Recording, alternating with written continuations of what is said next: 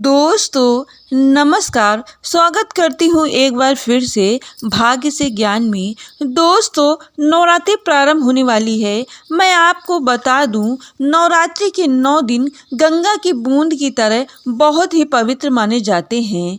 दोस्तों यह नवरात्र सबके जीवन के लिए कल्याणकारी और मंगलकारी है। दोस्तों सबसे पहले बात कर लेते हैं कि नवरात्रि कब से प्रारंभ हो रही है और कब समाप्त हो रही है। दोस्तों 2023 में नवरात्रि 22 मार्च दिन बुधवार से शुरू होगा और इसका समापन 30 मार्च दिन बृहस्पतिवार को समाप्त होगा। और अब जान लेते हैं कि कलश स्थापना किस समय पर होगी। 22 मार्च दिन बुधवार सुबह 6:29 से लेके 7:39 तक कलश स्थापना मुहूर्त रहेगा। दोस्तों अब जान लेते हैं नवरात्रि की उपासना सबसे पहले किसने की थी।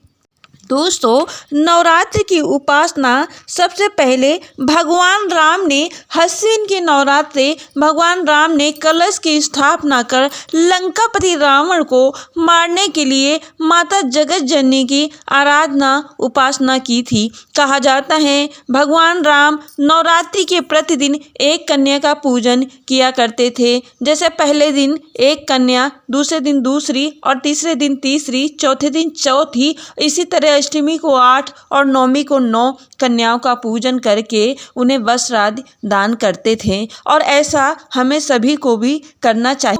नवरात्र के प्रतिदिन हमें एक कन्या का पूजन करना चाहिए। जैसे पहले दिन 1 और दूसरे दिन 2 और तीसरे दिन 3, इसी तरह क्रम से करना चाहिए। और अगर ऐसा ना हो पाए तो 9वें दिन या किसी भी दिन या अष्टमी के दिन आप 9 कन्याओं का पूजन कर सकते हैं। दोस्तों अब बात करने वाले हैं नवरात्रि में अगर आपकी कोई विशेष इच्छा है, जैसे आपकी इच्छा है कि आपका मकान बन जाए, आप मकान बनवा लें, ज़मीन खरीदना है, या कोई कंपनी नहीं चल रही है, या आपकी जॉब नहीं लग रही है, या कोई काम नहीं बन रहा है, या बनता हुआ काम बिगड़ रहा है। नवरात्रि में 4 नवरात्रि में किसी एक नवरात्रि में नियम लोग से किसी एक कलश की स्थापना कर एक कन्या से पूजन करके उसको लाल कुमकुम लगाकर लाल चुनरी चढ़ाना चाहिए और उसे भोजन कराकर लाल वस्त्र दान देना। दूसरे दिन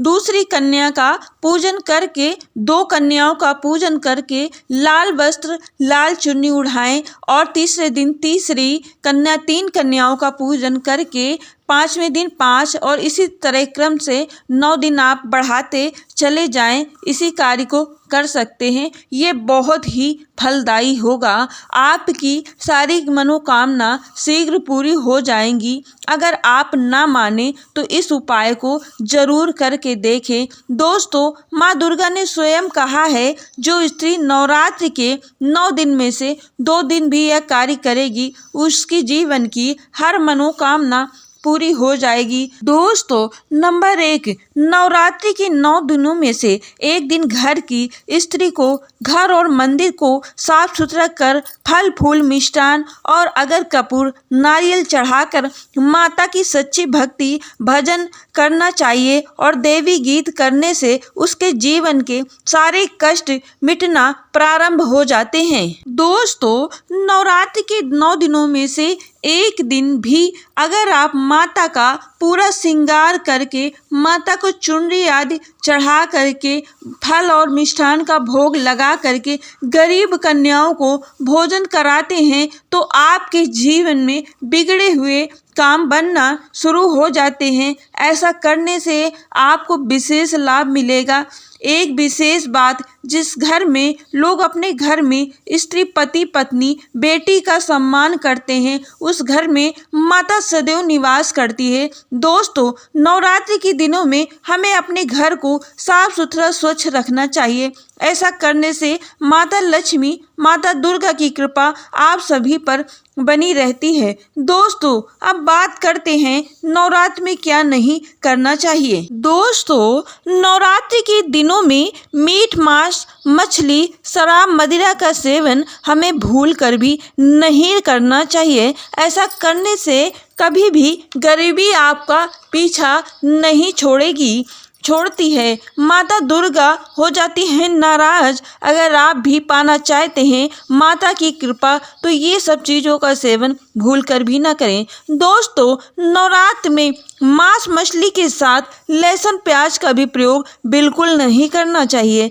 इसे इस्तेमाल करने से मन का क्रोध बढ़ता है और आपकी आर्थिक स्थिति में भी तंगी आना शुरू हो जाती है।